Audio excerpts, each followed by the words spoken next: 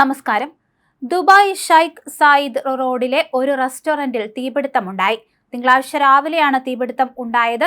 3 മണിക്കൂറിലധികം നീണ്ട പരിശ്രമത്തിനൊടുവിൽ തീ നിയന്ത്രണ വിധേയമാക്കിയെന്ന് പറയുന്നു.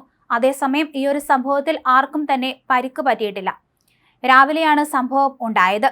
തുടർന്ന് ഈ പ്രദേശത്തിന്റെ സുരക്ഷാ ചുമതലയുള്ള അൽ ഇത്തിഹാദ് ഫയർ സ്റ്റേഷനിൽ നിന്നുള്ള അഗ്നിശമന സേനാംഗങ്ങൾ ഉടൻ തന്നെ സ്ഥലത്തെത്തുകയായിരുന്നു. 6 മിനിറ്റിനുള്ളിൽ അഗ്നിശമന സേനാ വിഭാഗം സംഭവ സ്ഥലത്തെത്തി രക്ഷാപ്രവർത്തനം ആരംഭിച്ചിരുന്നു. താമസക്കാരെ മുഴുവൻ ഒഴിപ്പിച്ചു. തുടർന്ന് നടത്തിയ പരിശോധനകൾക്കൊടുവിൽ ആരുമില്ലെന്ന് ഉറപ്പിക്കുകയായിരുന്നു. 10:50 തീ പൂർണ്ണമായും നിയന്ത്രണ വിധേയമാക്കുകയായിരുന്നു. അതേസമയം തീപിടിക്കാനുണ്ടായ കാരണം എന്തെന്ന് വ്യക്തമായിട്ടില്ല. അതുകൊണ്ട് തന്നെ കൂടുതൽ പരിശോധന ഇവിടെ ആവശ്യമായിട്ട് വരും. അതിനുശേഷമേ എന്താണ് സംഭവിച്ചതെന്ന് വ്യക്തമാകൂ എന്ന് അധികൃതർ അറിയിച്ചു.